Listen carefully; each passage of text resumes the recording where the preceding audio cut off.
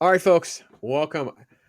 Popstoberfest coming to an end soon, but how could we not squeeze in some of the classics? Hammer horror is one of those sort of like culty favorites by many of us. It's sort of kind of like been put on the shelf, I think, by a generation or so, and I'm really hopeful that it will see a revival at some point.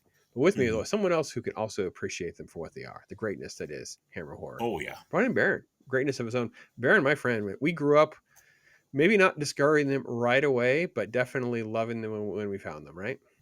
Oh, definitely. I mean, my first experience of a Hammer horror film was when I went. They had we had Tonka toy here. They had some sort of toy testing for future toys, so to see what our reactions are.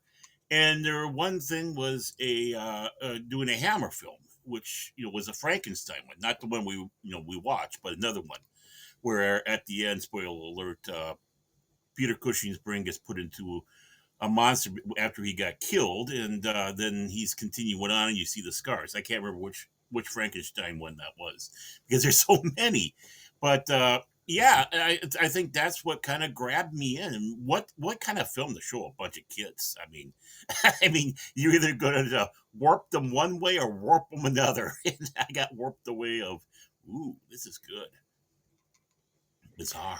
Yeah, I think my first introduction to Hammer probably was Creature Feature. So we used to have these Ooh. Saturday monster sci-fi horror things with a horror Mm-hmm. host of some persuasion in many of the Mm-hmm. metropolitan areas back in the late 70s and early 80s. For me, Yep. it was Channel 44 here locally. We had Dr. Mm-hmm. Paul Bearer, who I've shown clips of and used included in pieces of things. Probably should do more of for definitely Poptoberfest next year for sure. And it was one of those type of things. And just obviously for me, Curse of Frankenstein is a film I had not watched in forever, and I was like, oh my gosh, I've got to go down this hole a little bit more. We talked about Christopher Lee a Mm-hmm. couple times. It was Yeah. nice to just showcase, just he brought it every single time, and here we get to see Peter Cushing, and then again as a kid. So let's just assume Star Wars has already come out. I There's no way you can not identify that Mm-hmm. Widow's Peak, that Yeah. gravitas. Peter Right. Cushing is phenomenal as uh, Baron Frankenstein, basically. Yeah. And And that little dent that he had between his on his nose bridge. He always he yeah, had that yeah, little, and that was a big identifier. It's like, and I'm not ashamed. My first experience to Peter Cushing was well. I didn't know. I mean, I probably didn't know it at the time, but because it probably was the Hammer film. But the first real big exposure to him was Star Wars, and then it's like, oh, he was in this, he's that. I mean, talk about one of the biggest uh, butt kickers in meat and science fiction films and fantasy film, horror films, just in general. He takes on, he takes on Dracula, takes him out. He's Victor Frankenstein. He makes a monster. He's Doctor Who, helps take out the Daleks, and then of course, Grand Moff Tarkin. He wipes out planets. Where did it all begin? The most complex thing known to man. Man himself. It's no longer sufficient to bring the dead back to life. We must create from the beginning. Oh, what you're saying is nonsense. A revolt against nature.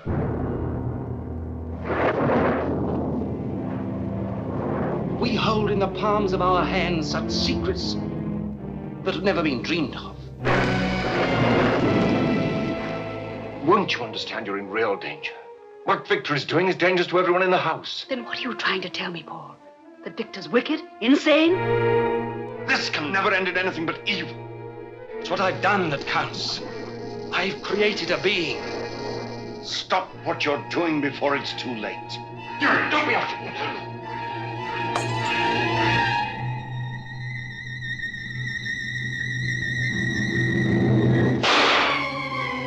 I'd kill you.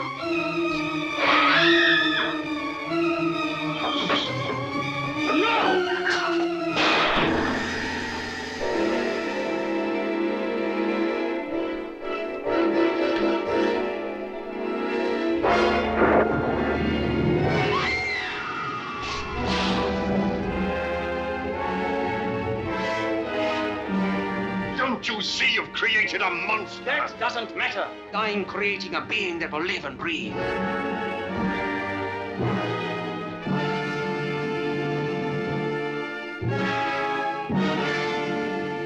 I'll give you life again.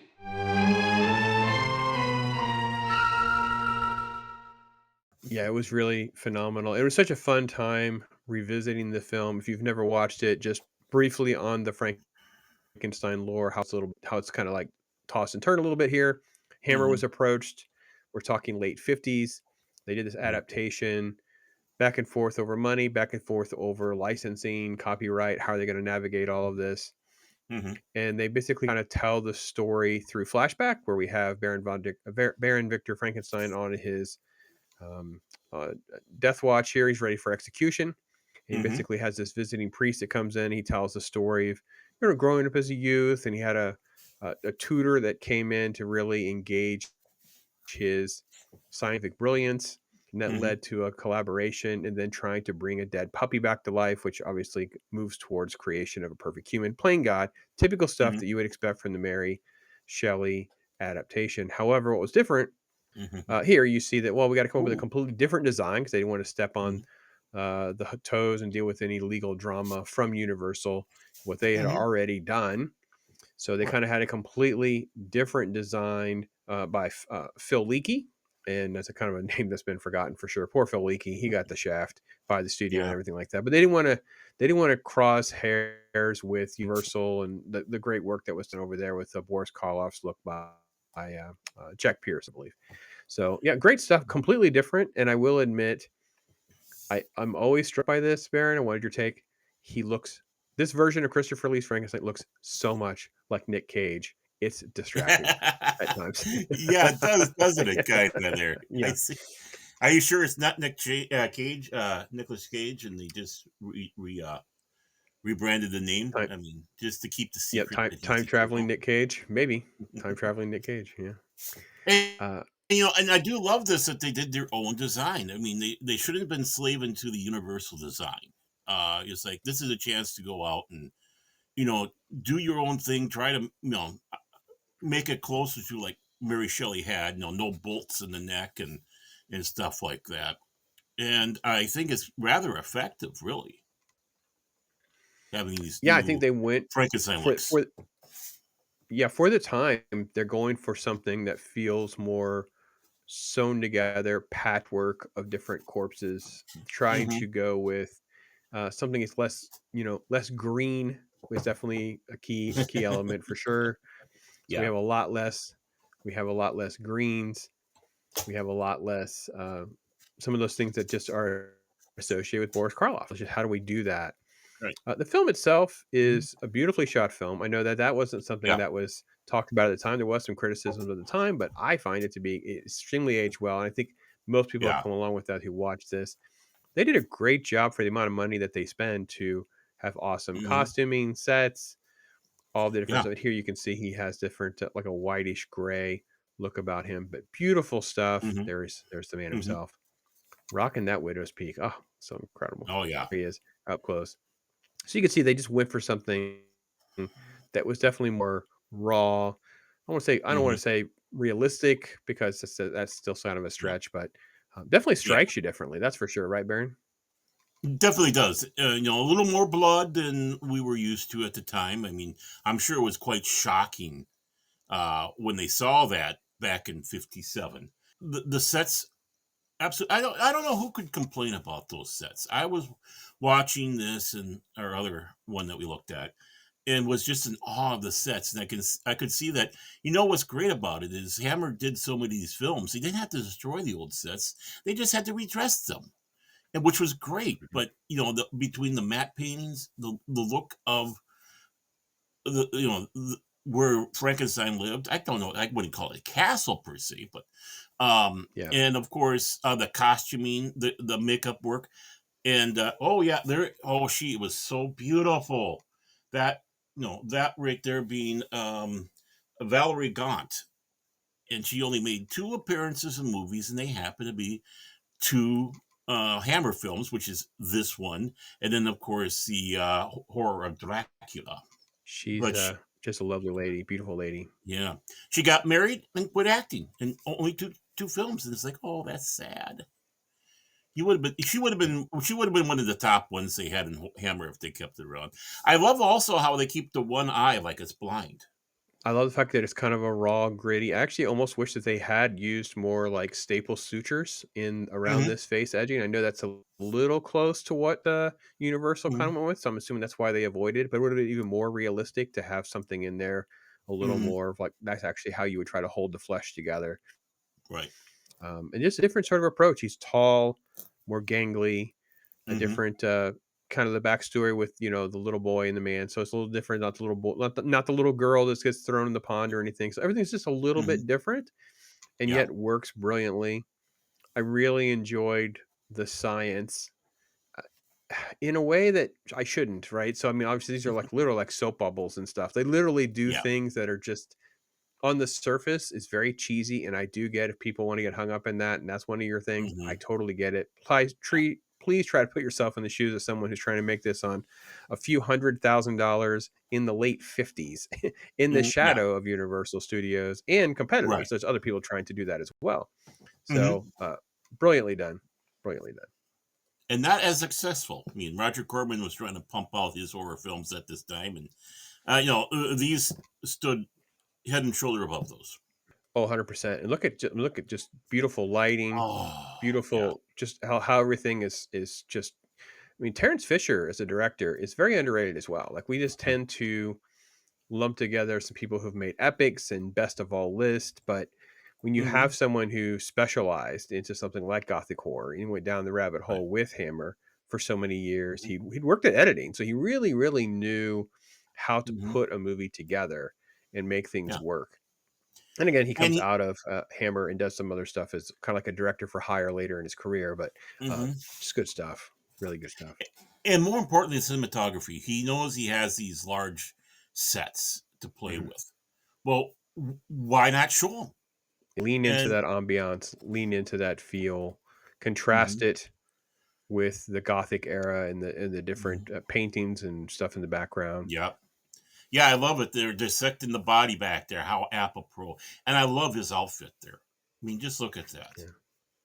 I It do think that just this does capture just some of the different details in the background of these shots, just mm-hmm. really good. But yeah, costuming, set designs, everything like that is just brilliantly done. Mm-hmm. And you kind of wish you could go back. Now they made a ton of money off this film, Oh, but you feel like you could go back and just like listen, just figure out a way to get a cheap warehouse somewhere and just mm-hmm. kind of rinse and repeat. Just figure this out. And Right. uh, they did enough of it to keep going with the franchise, keep going with. I mean, obviously, Peter Cushing just keeps coming back for several films. I believe. I don't remember Oh, yeah. exactly how many sequels he is in. He's in at least 3, right? He's in Yeah. Revenge and Evil. I think, He's in yeah. the one with the woman one, I, right? Creates a woman. right. I've only watched that one once. Yeah, he was only in not in one of the three the four, what is it? I think they had four of them. He was only in 3 of them. So, and No, I that's think they not have counting like the vampire. I think they did 5 or 6 sequels, and he was only not in one of them. I agree with you on that part, Okay, but I think he yeah. was in. There's one in the '70s too that he was Oh, in. okay, okay. I don't know. We'll have to pull it up. I don't know. We'll Hmm. look up in a second. Okay. I'll open a window. And we'll Yeah, get I'll back to let it. you do it. I'll let you do it. I got stuff up, All but right, I got it. and that doesn't count the other Hammer horror films he was all in too. So, No. I'm just talking about the sequels to Frankenstein. Curse of Mhm. Frankenstein. Correct. Yeah. Yeah. Mm-hmm. Okay. Yeah. 6. So 6 total. Revenge Oh, of it was. Frankenstein. Evil of Frankenstein, Mm-hmm. Frankenstein created woman, Frankenstein must be destroyed, and Frankenstein and the monster from hell. There's another one Yeah. called Horror of Frankenstein that he is Mm-hmm. not in, but that one is also not directed by Terrence Mm-hmm. Fisher. That's just directed by Jimmy Sangster, who is part of this whole thing. Jimmy Sangster is a Right. key player in all this stuff too. So Yeah, and I think it was Evil I saw in the Tonka toy place. So I have to look that up. yeah, I saw this. I saw this creature feature back in the day. Creature feature for sure. Yeah, and the skin. Look at how they work with the There, skin like you more. were part of all this. Yeah. Ooh, and what a pretty outfit. I mean, I just love the costuming. Yeah, it just felt so. I guess, and one thing I don't know for folks that are younger than us and can't quite get it, it's like when you grew up and you were watching Shakespeare adaptations, you're watching different Hmm. historical adaptations, we're told how great Gone with the Wind is, or these other films, right? And then you Hmm. see Hammer Horror 2, and you see these costuming, these sets, and things like that. As a youngster, Hmm. it felt just as good because it Yeah. felt like the quality and the immersion was there. Just because it was a sci-fi or a horror film didn't take away from the fact that that part of the creative process was top notch. At least that's how I felt. Hmm. Yeah. I mean, when you put that effort in, even in a low budget film, and you're working with limitations, but working around them, and being able to make things look fantastic. I mean, that's why, when I start hearing these big budget films, I go, yawn. It just means you're wasting a bunch of money. It's not going to look good. But when because you're going to be, you're just going to cheat. You're just going to ruin everything by, hey, let's show everything type of thing and go nuts. But when you have a film like these here, with their limited budget, they work with detail and cheat around what they, to make the proper effects. And I wouldn't doubt if they rated, a costume rental, that they have for making films for most of it, which is the smartest thing to do. And boom, it's like, we got it.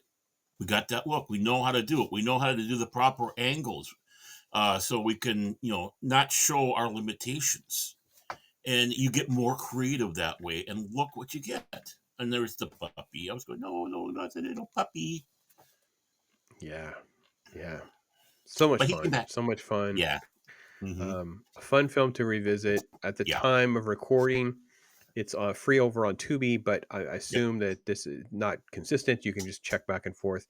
If you missed this one, feel free to Hmm. check out many of the others. It's a self-contained story. So Yeah. yes, there are sequels and other movies. It has a start and a Hmm. finish with a very harrowing demise for Peter Cushing's Victor. It doesn't feel like you have to watch anything before or after. It doesn't feel No. like you need to know or love much about Frankenstein itself. I think Right. you can kind of get everything you need to know from that. But yeah, different approach. Hmm. I like the fact that Christopher Lee kind of went for it with this role as well. Like this feels Hmm. different than maybe what you Yeah. would expect with someone who went on to such greatness. This is such an early role for him as well. And look at Obviously, I that. I mean, mentioned, oh, I was going to say, look at that scene right there. Can you imagine how that shocked people when they first saw it?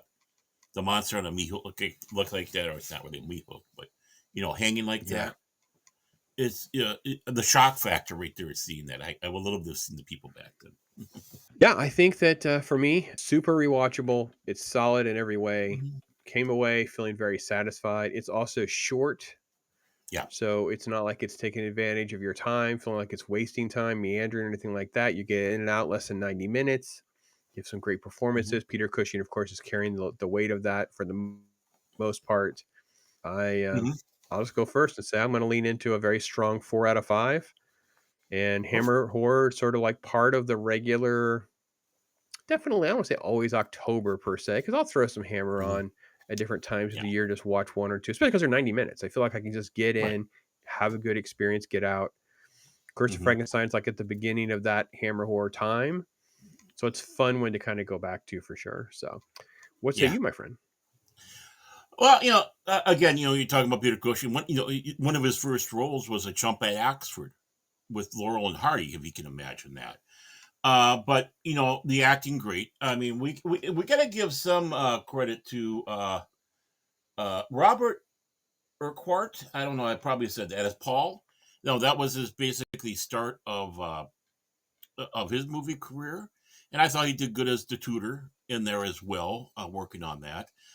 Uh, the beautiful everything, but it's not my favorite one. I will let that know. This is not my favorite Frankenstein Hammer film, even though, like you said, it's rewatchable, enjoyable.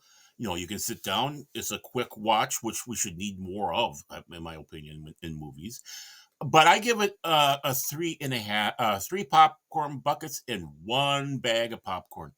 So just a little bit less than yours, but still, it's a treat to the eyes. It's fun watching Victor Frankenstein, who in this is no. Let's put it. He's a real scumbag in this movie. They really made him a scumbag, and it was interesting to see that take of Dr. Frankenstein over a lot of the others. You you you just could not like him. You just could not like him, and you're happy for kind of the end when it comes around to it. I mean, what he did to his maid, what he did to his old friend, just going forward, everything about him. You could say a statistical maniac, and then of course you got that disturbing thing. He's marrying his cousin. you know, Yeah, that which did was a not age common thing. well. Yeah, the Yeah. megalomaniacal, descent into madness as playing God, I think works really well in this Oh movie, yeah. and Hmm. it it is sort of a great thing to see. Oh, he's willing to kill the maid. He's willing to because Paul's at least trying to be the voice of consciousness, voice of reason. Hey, Hmm. this went bad. Let's just back away. Nope, he's going to Right. double down. And then even with the priest, he is trying to make the case of, look at how brilliant I am, what I accomplished. They shouldn't run me off to the gallows. And if Hmm. nothing else, go tell the world how brilliant I was. Right. It is a different angle. I don't think it's one that Mhm. I don't feel has been sort of emulated in many of the other adaptations, right or wrong, and it kind of makes Right. this film kind of hold its own. Yeah. So yeah, very Yeah. I mean solid. that's what was kind of enjoyable about Peter Cushing playing that role that way. It's like, whoa, this is a different adaptation than we've had before, and the take of Dr. Frankenstein. So yeah, I was rather enjoying to watch that. And when it comes around the cousin part, I mean, this is taking place in Switzerland back in the Victorian era or so, or even before the Victorian era. Around that time, which even today, not uncommon.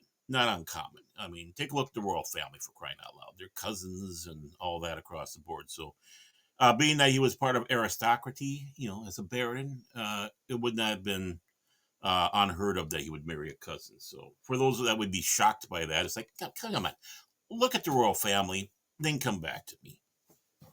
Yeah, I wouldn't put a lot of pretense or any issue in that. I No, think from no. from what Terrence Fisher accomplished, from Peter Cushing to Christopher Oh, Lee and others, just great work all the way down. And that kind of takes us to where things yeah. go for Hammer then, as Hammer proceeds. They're going to follow this up with their version of Dracula, which Hmm. for America, it's been called Horror of Dracula because we're treated as dummies who can't figure things out, because the universal one is called Dracula.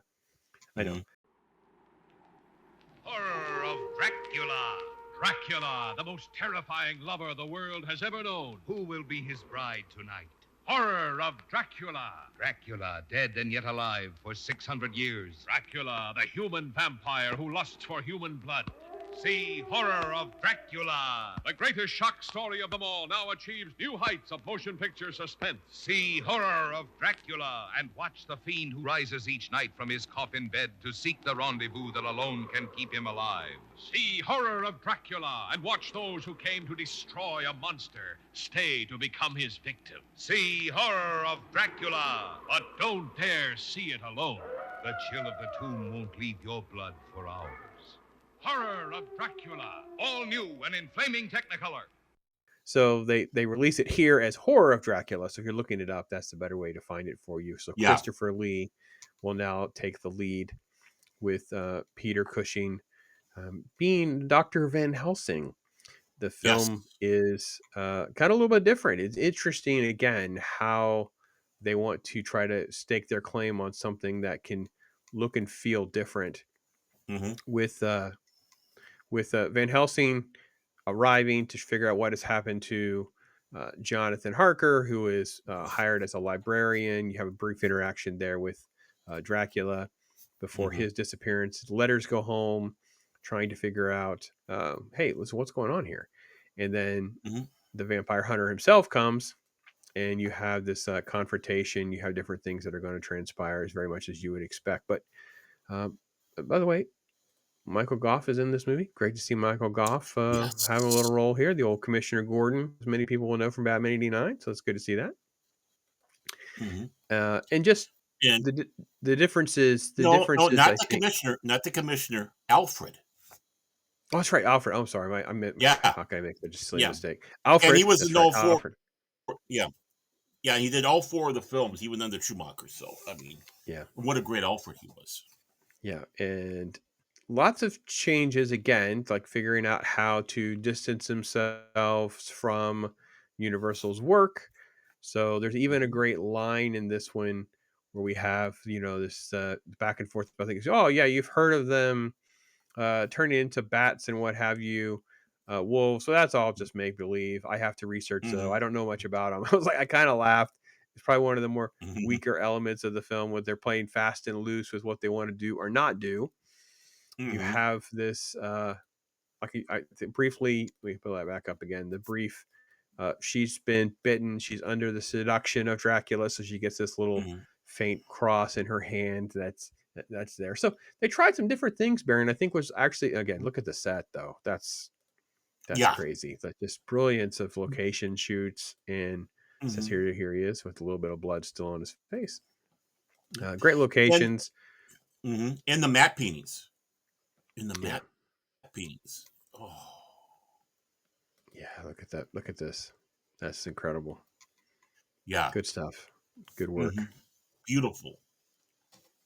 Yeah, they bring it all together really well to have a nice. Hmm. Now he is, or at least comes across as being a very subdued, not. He's almost like a Van Helsing year one. He doesn't seem like he totally knows what he's gotten himself into. Like he's sort Right. of still very. It's not like if you're expecting like Anthony Hopkins Van Helsing from Bram Hmm. Stoker's version. That's not it, right? He's a very aggressive, confident Van Helsing. He's Hmm. figured things out. He knows what to do. This Van Helsing is sort of I kind of know what I'm doing, kind of not. Put myself in harm's way. Let me figure something out at the last minute.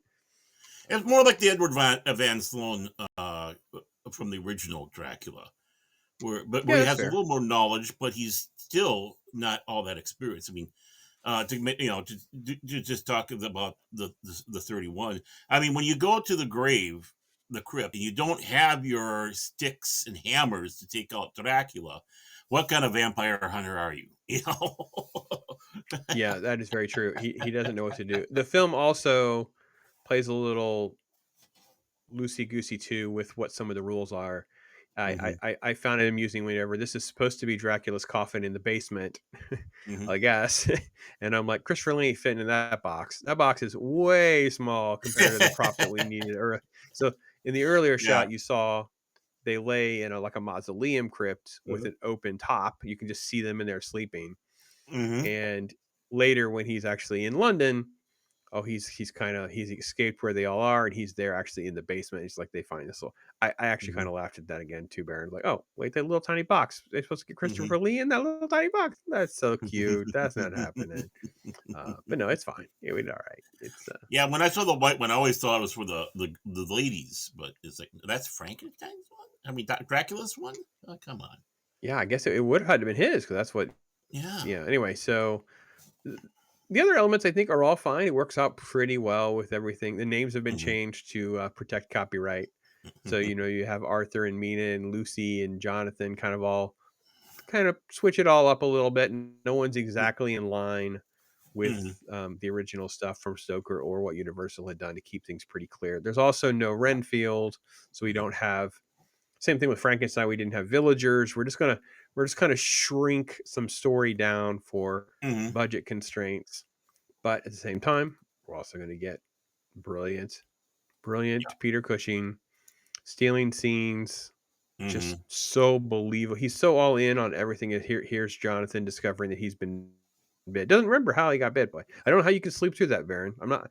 No, I'm told I could be a heavy sleeper at times, but I got a feeling waking up, waking hmm up, but maybe it was the not so much.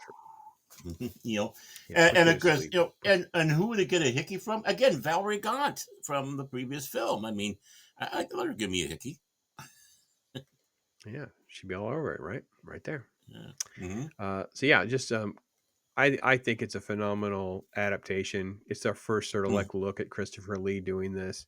Hmm. He approaches it in a more pragmatic way as well, where you Yeah. have less sort of pomp and circumstance with some of the stuff that they do with Bela Lugosi with the hand waving, and he Mm-hmm. just kind of shows up as a very seductive version instead of being something more than that. Like he's just all Yeah. the sexual allure and temptation Mm-hmm. stuff is definitely a lot more front and center for sure.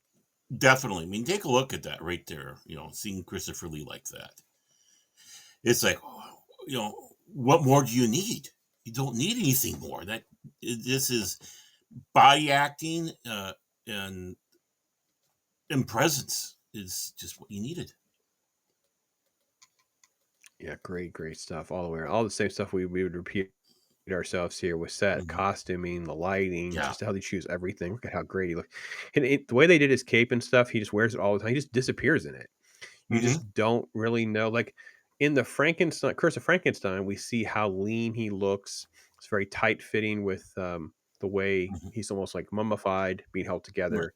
And here with the cape and stuff, he just feels so much more like he has more mass, more body mass to him, Right. if you will. So Yeah, I yeah, mean, to be honest with you, with the Frankenstein film, I thought it was slightly wasted. His talent was slightly wasted in that one. I thought there was more they could have done with it, but then this comes along and more than makes up for it. I mean, hmm boom, there it is. It's like, wow, Bela, you got some competition here. yeah. I love the quote. There's a great quote it's called "A Dream of Dracula" by Leonard Wolf. It's an interview. Christopher Lee was quoted in that. He says, "I was always against the whole tie and tails rendition. Surely it's the height of the ridiculousness for vampires to step out in the shadows wearing white tie, Mhm. tails, patent leather shoes, and a full cloak. He never really watched any of the other performances by Dracula. He'd only heard pieces of things. So he had to hurry off and read the book, play it fresh with no knowledge of Mhm. previous performances." So that's how he Mhm. approached it. Yeah, and we talk about an actor that prepares for a role. Hollywood, this is Yeah, how it's done. Don't tell them not to read the source material because you lose out performances like this. great approach to how he does everything. Reading the book, trying to discover the character in here as he sees it. Hmm. Trying to tap into sort of an eroticism and a dramatic and yet romantic performance. So Right. phenomenal stuff by him. And in the intensity for yeah, you're right. You're 100% right too. By the way, I didn't echo what you said earlier. Obviously, in Curse of Frankenstein, he's more subdued. It's just playing this mindless monster Hmm. who's just a creature of uh, the byproduct of Frankenstein of Victor. Hmm. Whereas here, he is the monster, and he is a monster that survived for a very long time. He's very Hmm. strategic, coercing women and other victims along the way. And you get Hmm. to see a darkness and an evil that I don't think you see in Dracula 31, like the hissy No, monster creaturey stuff. You don't see any of that out of Lugosi's version, I don't think. no, no. He played far more elegant in the 31 throughout the whole thing, and I suppose that's from the stage play that they adapted it from. I got to find my copy. I have a copy of both those stage plays, and I need to, and I've been wanting to read through them again. But yeah, the different performance. I think this is a more effective because in some ways, unlike the 31 Dracula, where he's front and center, Christopher Lee, even though he's front and center, you know, quite a bit, but he's still more in the shadows, like Dracula was in the book. I mean, people don't realize you don't really meet Dracula all that much in the book. He's a background force that's driving everything. And I know they tried to do that with the with Bram Stoker's Dracula, that movie with Gary Oldman. But still, that how to transcribe that to a movie is kind of hard. But I think this is getting pretty close to what the book was in that aspect. He's there, Uh, but he's especially in especially in the Mhm. 1950s on a minuscule budget. Right. I Right? mean, Yeah. yeah. So I mean, again, look how beautiful this is. Again, like you were saying about the director, about how Terrence Fisher, you know, used. It's like we got this big set. Let's use it. we want this grand thing. I want, throw this matte painting in so we have this beautiful background. So, as you're riding along, and give more of that epic impression. And how to give an epic uh, uh, look to a low budget film. He did. You wouldn't have thought that was so inexpensive to make this film.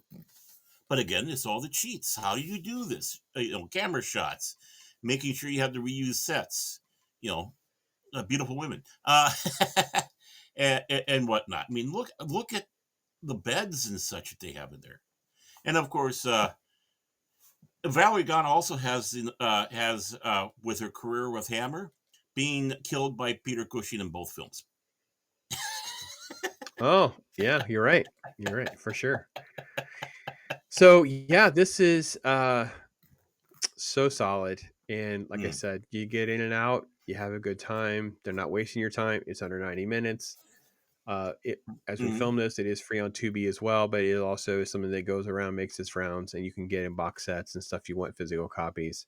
It all feels so much more grand than the budget and everything kind of warranted. Like, it feels such a great upscale from Curse of Frankenstein. Like, Right. I think Curse of Frankenstein is fine. I think it's a very solid entry. I enjoy it a lot. I think it's kind of underrated in many ways for a solid monster adaptation of Mary Shelley's work.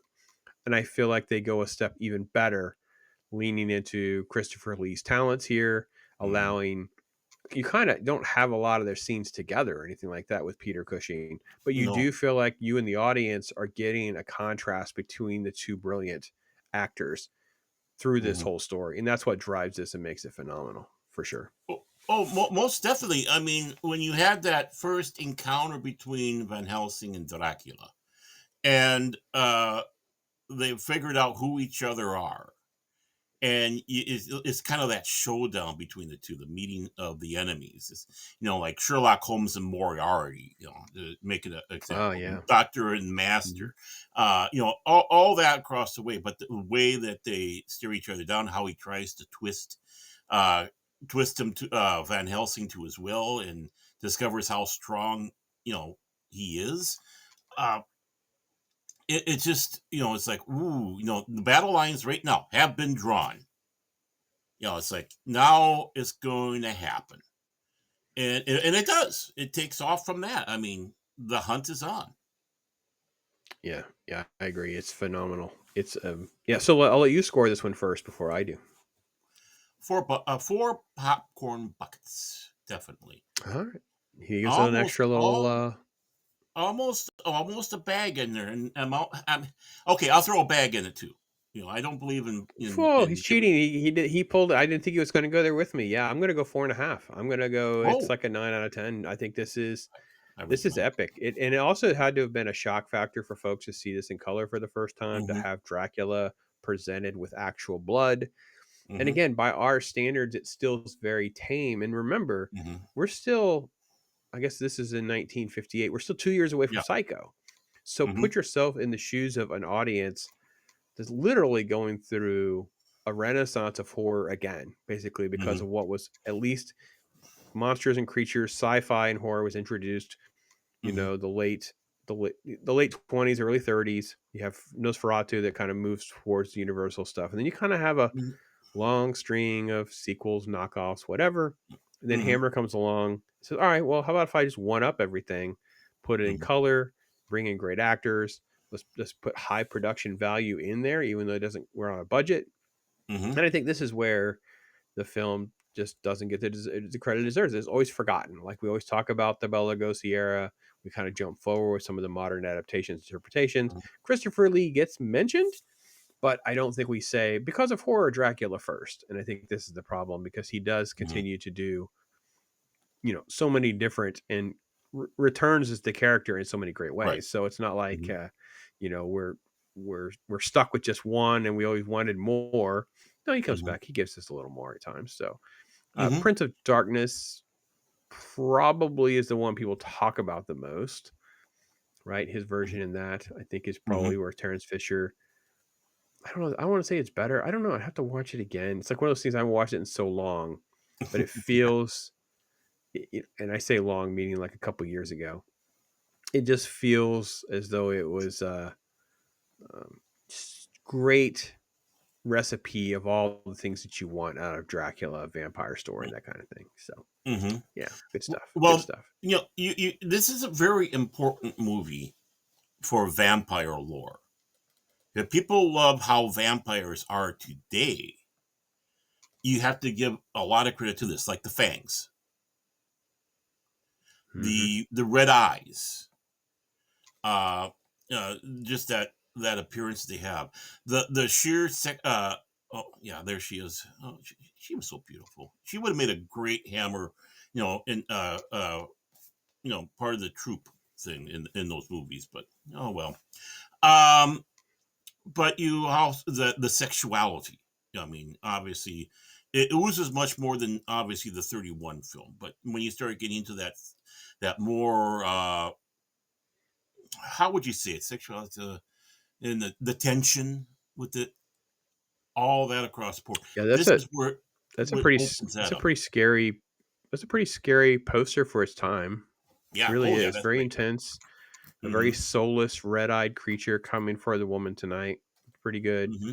Here's this Yep. publicity photo with a little bit of the blood still present, even Mm-hmm. though it's in black and white. And then, of Mm-hmm. course, a more typical type of splashula type Yeah. of approach to the. You still gotta love Um, those posters. They're so, yeah.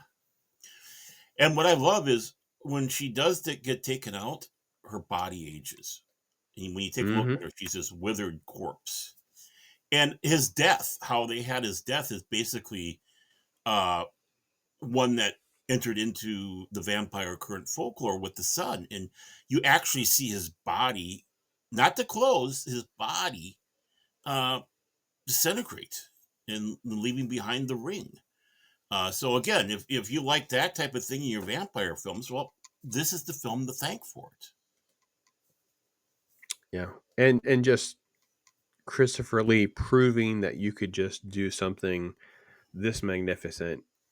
You know what I mean? Like you make your own. Like I mean, obviously there's been some other Frankenstein's, there's some other stuff Yeah. that is beyond even what Hammer had done. But Hmm. from Dracula to this, it's definitely an upscale, and it just cemented Christopher Lee alongside Peter Cushing as like Right. solid footing, carrying a film, Hmm. monster stardom, pun intended, and yeah, just fantastic. And Phenomenal what stuff. helps is the friendship between Peter Cushing and Christopher Lee.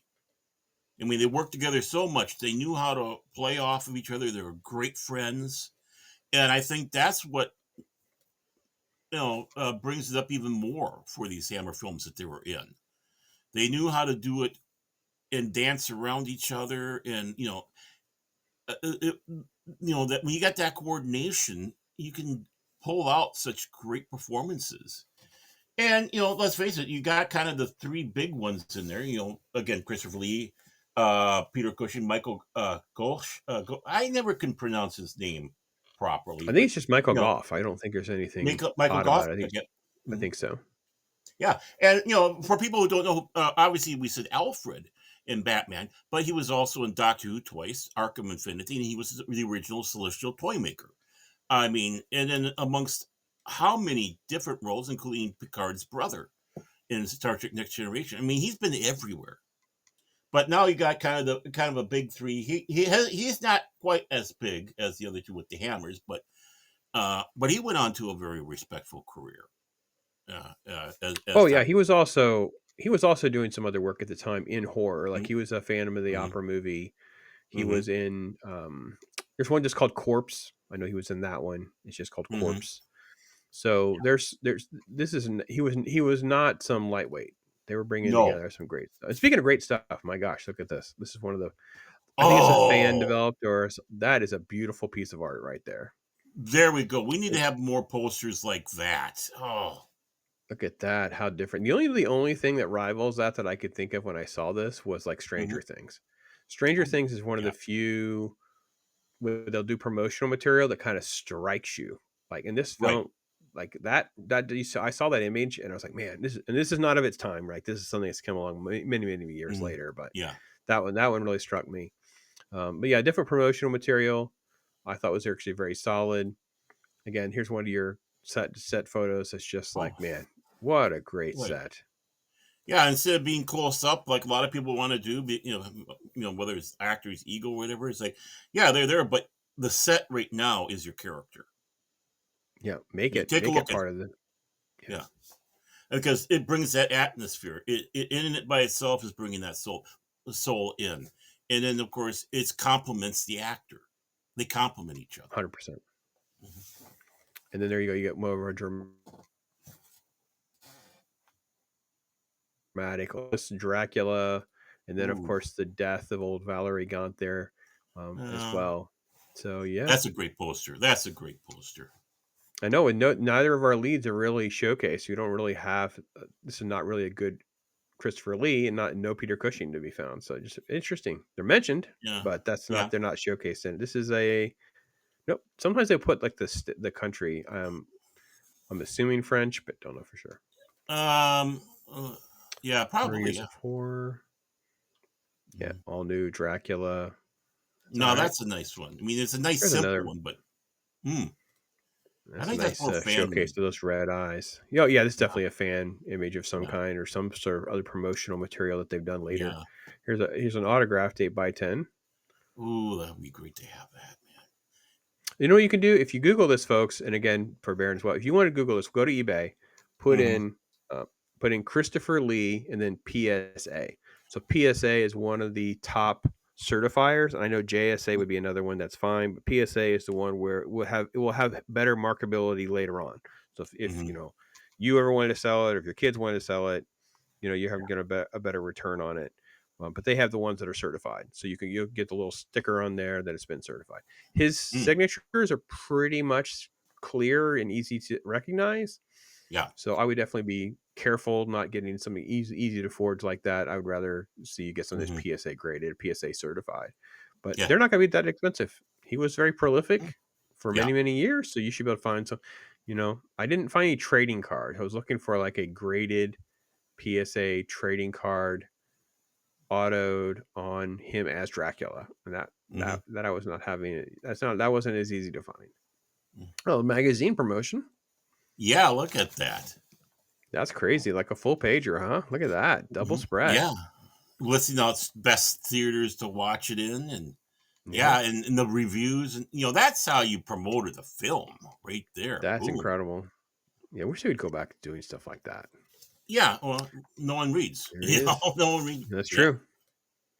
Look at that. And yeah, I mean, again, Wow. the presence, Mm-hmm. that presence he has. Because we moved from So, that shot to this shot, actually. So yeah. in order of the film, we get our introduction. The Mm-hmm. shapeless, he's disappeared in the cape. You don't really know where his body is. You don't know how big he is, really. And then when you have this Mm-hmm. close up, you have this sort of like soulless, emotionless stare down. I will Mm-hmm. consume you when I want to. You Yeah. are prey to me. Mm-hmm. Fantastic. Yeah, which is kind of the thing. He wanted to go in there. He wanted to start his own group of vampires, and of course, the humans were prey. Boom. And again, that kind of leads a little bit in the STD message they have about going around and spreading the disease, which was which was one of the little things that Bram Stoker had with his book because of what was going on in London at the time. It made me think when I saw this. I don't know that we've ever done this. I would love to see this sort of image. See how he has like this almost like trophies on the wall? It's like swords and stuff. I don't exactly know what I got going on here. You got halberds and axes, swords. Yeah. Oh my god! Combining that with the concept of like General Grievous from Star Wars, those are all of the weapons from the previous Van Helsings that tried to kill him. That he ended up just putting them on the wall as trophies. Like these are the trophies of the people that try to take me down that have failed. Why do you think you'll be successful? Kind of thing. Like it's great. I love it. Yeah. Just general stuff. Not quite sure what I'm looking at here. Someone just got this posted. I don't know. Yeah. His famous sponsors. He's got the figures from the film. I love when he did that with the candelabra. Oh, in the Curse. Yeah, making the crucifix. Yeah, And the Curse of Frankenstein On monster. the back right. Yep. Yep. Hmm. Vincent Price collection. Yeah. Got all those Oh little my! movies there. Yeah. This guy loves the classics. Let's just put it that way. Yeah, nice, beautiful fan art there. Hmm. Oh yeah, it's beautiful. Hmm. I'd love to, if I had to figure a way to budget it, I'd look at a commission from like our friend James Harris at Ginger Ninja doing a piece like this. He has that nice Bill Sinkovich style, like that Hmm. different off, just it's off a little bit different. I mean, he probably has already done enough Christopher Lee's for Lord of the Rings. I just don't know if he's ever done any Hammer horror. So Yeah. yeah, And that's the shame. I mean, as great as he was, of course, Dooku in playing Saruman, uh, in those films, it's sad that a lot of people just only identify him with that, with when he has such a great volume of work that he did. And it's like, and the same thing with Peter Cushing. He's Grand Moff Tarkin. We'll bring him back true. digitally, but it's like they did other things and they were very good. I mean, again, bringing up the point, who could imagine him playing Doctor Who in 2 movies and then being either Frankenstein or Van Helsing around at the same Mm. time? It's just like, what a range he had. And of course, again, the villain is Tarkin. Um, I like to think that Star Wars is the one that got me on the jump board, dive board to go right into that rabbit hole of Peter Cushing stuff. And I don't see that now. No one seems to really care. It's like, they're just myopic on it. And the same thing with Christopher Lee.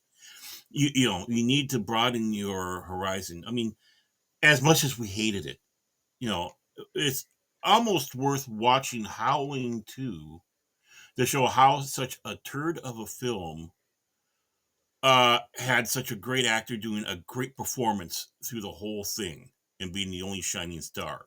How to be a proper actor, even though this is junk, you're putting everything through it. And he was a professional. He was, he read, like he said, he read Lord of the Rings every year. He met Tolkien. Of course, his past, being a spy and covert and things like that. Marrying royalty. I mean, Yeah. if you talk about a badass, even in real life, Christopher Lee is that. And I encourage anyone to, go down that rabbit hole, watch these horror films with the two of them, and see how they play off each other and what great performances they have, and then seek out other roles they may have done. We don't, you know, Michael Gock. I keep on having problems. I mean, take a look how many things he was in besides this, and again, go down that rabbit hole with it. So, it's like if you only remember him from Star Trek Next Generation, well, you're shorting yourself. Yeah, You're even really when he shorting just yourself. show up in small roles, like obviously like a Sleepy Hollow or something like Hmm. that, I'm Yeah. always Oh just like, yeah. oh my gosh, Christopher Lee. So yeah, Man with the Golden Gun, James Bond. I mean, there's so Oh many yeah. things. There's just so many things. But Yeah. yeah, He's down a the Bond rabbit villain. hole. Yeah, down the rabbit hole with some Hammer horror folks, and Yeah. we can't even scratch the surface. There's obviously a ton of just wonderful like spin-offs and sequels and stuff that they kept doing because they found success because it was all built Yeah. around great actors, great directors, people that were Hmm. very committed. If there's any complaint, it was the fact that the studio was still kind of doing things on the cheap almost to a fault, and you ended up losing some people that you shouldn't have lost because you should just lean Right. more into the creative ability because the return on investment was massive. They were making so Yeah. much money relative to the Hmm. budget. They could have leaned into a little bit more spend. And I think that Hmm. in hindsight, history has uh, aged them well, has respected them well. But maybe at the time, Hmm. we can't put ourselves in the shoes of those folks, what they were going through, probably struggling to get into the U.S. market, all the different things at the time. Right. But we can go Yeah. back and we can enjoy it now. That's for sure. I mean, even though this was a quote unquote British film, it's for the British market, Dracula, it was actually released in the United States first. I believe it was Yeah, in May. horror of Dracula came first, and it came later. And then, of course, because of their successes, remember that this had long legs in the UK Yeah. because they would do double features with The Mummy. So Peter Yeah. Cushing and Christopher Lee back again, Yeah. doing stuff together. So Yeah. Like I said, folks, Uh, it's a rabbit hole. yeah. Get down the rabbit I hole. mean, it was released in Milwaukee on May 8th of 58, and then in June 16th in London. So it Yeah. got its basic premiere here. I mean, they knew that there was an audience for this in the United States. So let's get it over there. And they were right. Yeah. That's why they're the legacy that they were. And if you're a fan of vampire stuff, vampire lore, you're a Dracula fan, Nosferatu fan, all that kind of stuff, I think you're just really going to have a great time with this one. Right. It's phenomenal. And it just can kick off your experiences or your knowledge base of learning about Hammer horror films and what they were trying to accomplish for so many years. And just really, really changing these creature films and horror films as we knew it before the next jump, I believe. You know, And this was 1970s. And not to forget that this film introduced so many of the tropes people enjoy today in vampire films. 100%. Like you so brilliantly put them into the go. Yeah, there's so many things that just hadn't been part of things, and they kind of just, oh wait, we can do this, we can do that. Okay, cool, we'll run with that. And you can see it in their sequels. Then of course you can see it in later adaptations, later interpretations that have lived on all the way through to now. So yeah, fantastic stuff. And folks, listen, it's fantastic to have Baron. Fantastic to be you guys wrapping up our little Oktoberfest, Popstoberfest movies, and ending on such a high note. I felt like it was good after all the ups and downs and sideways of films, good, bad, and otherwise. We can end on something where I knew we'd both enjoy them. I forgot how much I'd enjoy them because I sure did. Oh, he dipped his light and everything like that. Nice, like he's going to do some sort of Orson Welles introduction to the next segue, but yeah. But we'll great have stuff. No wine before the time. But yeah, great to have Baron. Great to have you guys here. Check out all the stuff in the description. Make sure you're connected, everybody, and watch more stuff. Appreciate you guys so much. Be blessed. Talk hard. Until next time, I am Pops.